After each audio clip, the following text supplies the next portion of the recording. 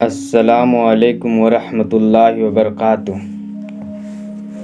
آج کی اس ویڈیو میں ہم آپ کو اللہ کے پیغمبر حضرت موسیٰ علیہ السلام کا بہت ہی خوبصورت واقعہ بتانے والے ہیں، جس کو سن کر آپ کا بھی دل خوش ہو جائے گا۔ آج کی ویڈیو کو آخر تک ضرور دیکھیں۔ تو چلیے دوستو، شروع کرتے ہیں آج کی ویڈیو۔ حضرت موسیٰ علیہ السلام کے پیدائش سے پہلے ایک مغرور اور ظالم بادشاہ تھا، جس کا نام ولید بن مصعب تھا، جو فرعون کے نام سے مشہور ہے، جو بنی اسرائیل کے قوم پر ظلم و ستم کرتا تھا اور ان سے غلاموں کی طرح کام لیتا تھا۔ فرعون کو ماننے والے قبطی کہلاتے اور وہ عیش و آرام کی زندگی گزارا کرتے تھے۔ ایک روز فرعون نے خواب دیکھا کہ بیت المقدس سے مصر کے جانب ایک آگ بڑھتا چلا آ رہا ہے۔ وہ آگ تمام مصر والوں کو جلا ڈالتا ہے، مگر اس آگ سے بنی اسرائیل کے گھر محفوظ رہتے ہیں۔ فرعون نے اس خواب کی تعبیر اپنے پاس موجود کاہنوں سے پوچھی تو انہوں نے بتایا کہ بنی اسرائیل میں ایک ایسا بچہ پیدا ہونے والا ہے جس کی وجہ سے مصریوں کی ہلاکت ہوگی۔ تورات میں ہے اور تاریخ کے جاننے والے بھی کہتے ہیں کہ فرعون کو بنی اسرائیل کے ساتھ اس لیے دشمنی ہو گئی تھی کہ اس زمانے کے کاہنوں، ناظموں اور قیافہ نے اس کو بتایا تھا کہ اس کی حکومت کا زوال ایک اسرائیل لڑکے کے ہاتھ سے ہوگا۔ اور کچھ تاریخی روایتوں میں ہے کہ فرعون نے ایک بھیانک خواب دیکھا تھا، جس کی تعبیر دربار کے جیوتیشیوں اور کاہنوں نے وہیں دی تھی، جس کا ذکر گزر چکا ہے۔ اس پر فرعون نے ایک جماعت کو اس لیے مقرر کیا کہ وہ تفتیش اور تلاش کے ساتھ اسرائیلی لڑکوں کو قتل کر دے اور لڑکیوں کو چھوڑ دیا کرے۔ حضرت موسیٰ علیہ السلام کی والدہ جب حمل سے ہوئی تو اس کی خبر کسی کو نہ ہوئی۔ انہوں نے سب سے چھپا رکھا، اور جب حضرت موسیٰ علیہ السلام پیدا ہوئے تب بھی سوائے قریبی رشتہ داروں کو کسی کو معلوم نہ ہوا۔ حضرت موسیٰ علیہ السلام کا نسب کچھ واسطوں سے حضرت یعقوب علیہ السلام تک پہنچتا ہے۔ ان کے والد کا نام عمران اور والدہ کا نام یوکابود تھا۔ عمران کے گھر میں موسیٰ علیہ السلام کی پیدائش ایسے زمانے میں ہوئی جبکہ فرعون اسرائیلی لڑکوں کے قتل کا فیصلہ کر چکا تھا۔ بہرحال جوں کر کے 3 ماہ تک ان کے پیدا ہونے کی کسی کو مطلق خبر نہ ہونے دی۔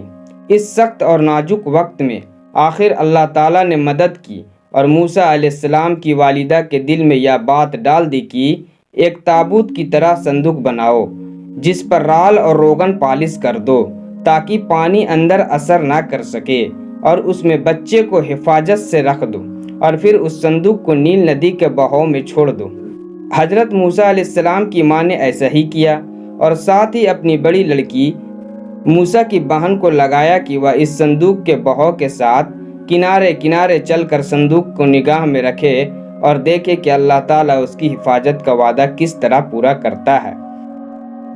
کیونکہ موسیٰ علیہ السلام کی والدہ کو اللہ تعالیٰ نے یہ بشارت پہلے ہی سنا دی تھی کہ ہم اس بچے کو تیری ہی طرف لا کر دیں گے اور یہ ہمارا پیغمبر اور رسول ہوگا۔ حضرت موسیٰ علیہ السلام جس صندوق میں تھے وہ صندوق بہتے بہتے فرعون کے محل کے پاس پہنچا۔ محل کے درباریوں نے صندوق کو نکال لیا۔ فرعون کی بیوی آسیہ رضی اللہ عنہا جو نیک خاتون تھی، حضرت موسیٰ علیہ السلام کو دیکھا اور فرعون سے کہا، یہ تیری اور میری آنکھوں کی ٹھنڈک ہے اور اسے اپنا بیٹا بنا لے۔ جب حضرت موسیٰ علیہ السلام کو بھوک لگی اور دودھ کے لیے رونے لگے تو دودھ پلانے والیاں لائی گئی، لیکن موسیٰ علیہ السلام نے کسی کا دودھ نہیں پیا۔ قریب میں ہی موسیٰ علیہ السلام کی بہن جو آپ کی نگرانی کرتے ہوئے پیچھے آئی تھی اور کہنے لگی، میں ایک گھر جانتی ہوں جو اس بچے کو دودھ پلا سکتی ہے۔ اس طرح اللہ تعالیٰ نے موسیٰ علیہ السلام کو واپس ان کی ماں کے پاس لوٹا دیا۔ موسیٰ علیہ السلام نے فرعون کے محل میں پائی اور جوان ہوئے۔ اللہ تعالیٰ نے موسیٰ علیہ السلام کو طاقت و قوت بہت عطا کی تھی۔ ایک دن موسیٰ علیہ السلام نے 2 لوگوں کو آپس میں لڑتے ہوئے دیکھا۔ اس میں سے ایک بنی اسرائیل سے تھا اور دوسری قبطی تھا۔ بنی اسرائیل کے شخص نے آپ سے مدد مانگی آپ نے مدد کا ارادہ کیا اور کھپتی کو ایک مکہ مارا جس سے اس کی موت ہو گئی۔ حضرت موسیٰ علیہ السلام کا مقصد قتل کا نہیں تھا اور آپ نے اللہ تعالیٰ سے توبہ کیا۔ اگلے دن جب موسیٰ علیہ السلام شہر کی طرف نکلے تو دیکھا کہ وہی بنی اسرائیل پھر کسی سے جھگڑا کر رہا ہے اور آپ کو دیکھ کر پھر سے آپ سے مدد طلب کی۔ آپ نے فرمایا تو جھگڑالو آدمی ہے، اور اس کے مقابلے والے کھپتی کی طرف ہو گئے۔ بنی اسرائیل نے کہا کل جیسے ایک آدمی کو مارا تھا کیا آج مجھے بھی مار ڈالو گے؟ اس کی اس بات سے آپ سمجھ گئے کہ کل والی بات پورے شہر میں پھیل گئی ہے۔ جب فرعون کو پتہ چلا کہ موسیٰ علیہ السلام ہی مصری کے قاتل ہیں تو فرعون نے جلاد کو حکم دیا کہ موسیٰ کو گرفتار کر حاضر کرے۔ مصریوں کے اس مجمع میں ایک معزز شہری وابی تھا جو دل و جان سے حضرت موسیٰ سے محبت رکھتا تھا اور اسرائیلی مذہب کو جانتا تھا۔ یہ فرعون ہی خاندان کا آدمی تھا اور دربار میں حاضر تھا۔ اس نے فرعون کا یہ حکم سنا تو فرعونی جلاد سے پہلے ہی دربار سے نکل کر دوڑتا ہوا حضرت موسیٰ کی خدمت میں حاضر ہوا اور ان سے سارا قصہ بیان کیا اور ان کو مشورہ دیا کہ اس وقت مصلحت یہی ہے کہ خود کو مصریوں سے نجات دلائے اور کسی ایسے مقام پر ہجرت کر جائے جہاں ان کی پکڑ نہ ہو سکے۔ حضرت موسیٰ علیہ السلام نے اس کے مشورے کو قبول فرمایا اور ارض مدین کی طرف خاموشی کے ساتھ روانہ ہو گئے۔ مصر سے نکل کر بھوکے پیاسے اور لمبے سفر سے موسیٰ علیہ السلام مدین پہنچے۔ ایک جگہ پہنچے تو دیکھا کہ ایک چشمے پر ایک حوض ہے جہاں کچھ لوگ اپنے جانوروں کو پانی پلا رہے ہیں۔ قریب ہی آپ نے دیکھا کہ دو عورتیں ہیں جن کے پاس بکریاں تھیں، وہ پانی کے قریب اپنی بکریوں کو روکے ہوئے تھی۔ موسیٰ علیہ السلام نے پوچھا کیا معاملہ ہے؟ اپنی بکریوں کو پانی کیوں نہیں پلاتی؟ وہ بولی کہ جب تک یہ چرواہے اپنے جانور کو نہیں پلا لیتے ہم نہیں پلا سکتی اور ہمارے والد بہت بوڑھے ہیں۔ یہ سن کر موسیٰ علیہ السلام نے آگے بڑھ کر ان سب کو ہٹایا اور بکریوں کو پانی پلایا۔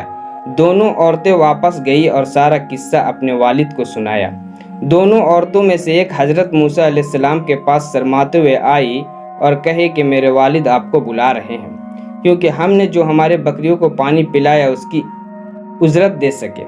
حالانکہ موسیٰ علیہ السلام نے یہ عمل کوئی اجرت کے لیے نہیں کیا، لیکن ان کو سخت حاجت تھی اس لیے آپ ان کے ساتھ چل پڑے۔ گھر پہنچ کر حضرت موسیٰ علیہ السلام کی ملاقات حضرت شعیب علیہ السلام سے ہوئی۔ حضرت شعیب علیہ السلام کی بیٹی نے کہا کہ آپ ان کو مزدوری پر رکھ لیں کیونکہ وہ طاقتور بھی ہیں اور ایماندار بھی۔ پھر حضرت شعیب علیہ السلام نے اپنے ایک بیٹی سے ان کا نکاح کر دیا اور مہر کے عوض میں 8 سال مزدوری کو کہا اور یہ بھی کہا کہ اگر 10 سال کرے تو یہ بہتر و احسان ہے۔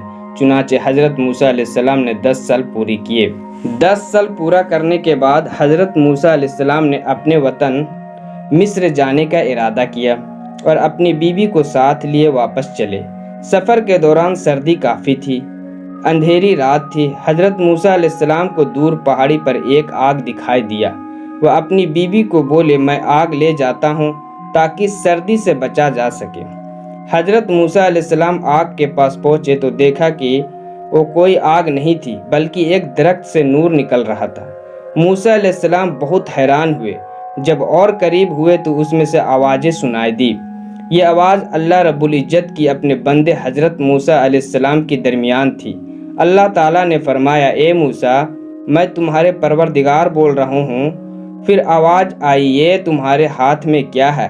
موسیٰ علیہ السلام نے جواب دیا یہ میری لاٹھی ہے جس سے ٹیک لگاتا ہوں اور اپنے بکریوں کے لیے پتے جھاڑتا ہوں، بھی فائدے ہیں۔ پھر حکم ہوا اسے نیچے زمین میں ڈال دے۔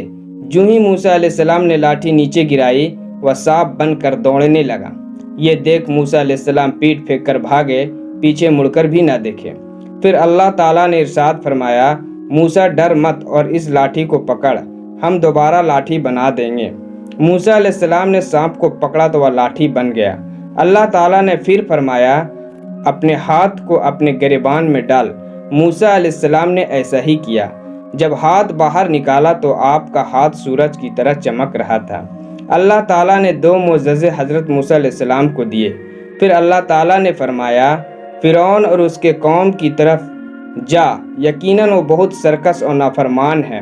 پھر موسیٰ علیہ السلام نے کہا اے میرے پروردگار میری زبان کو گرو کھول دے اور میرے کام میں آسانی فرما دے اور میرے بھائی ہارون علیہ السلام کو میرے ساتھ کر دے۔ اللہ تعالیٰ نے آپ کی دعا قبول فرمائی۔ اس طرح حضرت موسیٰ علیہ السلام اور حضرت ہارون علیہ السلام کو اللہ تعالیٰ نے نبوت سے سرفراز فرمایا۔ حضرت موسیٰ علیہ السلام واپس ہوئے اور اپنے بھائی حضرت ہارون علیہ السلام کو ساتھ لیا اور فرعون کے محل پہنچے۔ محل کے دربانوں نے آپ کو اندر جانے نہیں دیا۔ موسیٰ علیہ السلام نے کہا میں قاصد ہوں، یعنی پیغام لے کر آیا ہوں، تو دربانوں نے اندر جانے دیا۔ حضرت موسیٰ علیہ السلام نے فرعون کو دین کی دعوت دی تو فرعون نے کہا کہ تیرا رب کون ہے؟ جواب میں موسیٰ علیہ السلام نے کہا وہ آسمانوں اور زمین کے تمام چیزوں کا رب ہے۔ یہ بات موسیٰ علیہ السلام نے تمام درباریوں سے مخاطب ہو کر کی تھی۔ پھر فرعون نے بولا اگر تو نے اپنے وعدے میں سچا ہے تو نشانیاں پیش کر۔ اب موقع آ گیا تھا کہ وہ دونوں معجزے پیش کیے جائے۔ پھر موسیٰ علیہ السلام نے اپنی لاٹھی زمین پر رکھ دیا تو وہ اژدہا بن گیا، اور اپنے گریبان سے ہاتھ نکالا تو وہ چمکنے لگا۔ فرعون نے کہا یہ تو سوائے جادو کے اور کچھ نہیں ہے، اور کہا کہ تمہارے مقابلے میں بھی مشہور جادوگروں کو لاؤں گا۔ موسیٰ علیہ السلام کو اسی وقت کا انتظار تھا کہ سب سے سامنے دعوت پیش کی جائے۔ مقابلے کا دن مقرر ہوا۔ فرعون نے ماہر جادوگروں کو منتخب کیا اور یہ اعلان بھی کرایا کہ جو موسیٰ علیہ السلام کو اپنے جادو سے ہرائے گا اسے مالا مال کر دیا جائے گا۔ مقابلے کا دن آ پہنچا۔ لوگ ایک میدان میں جمع ہونے لگے۔ 40 جادوگروں کی جماعت میدان میں حاضر ہوئی۔ جادوگروں نے موسیٰ علیہ السلام سے کہا کہ پہلے تم ڈالو۔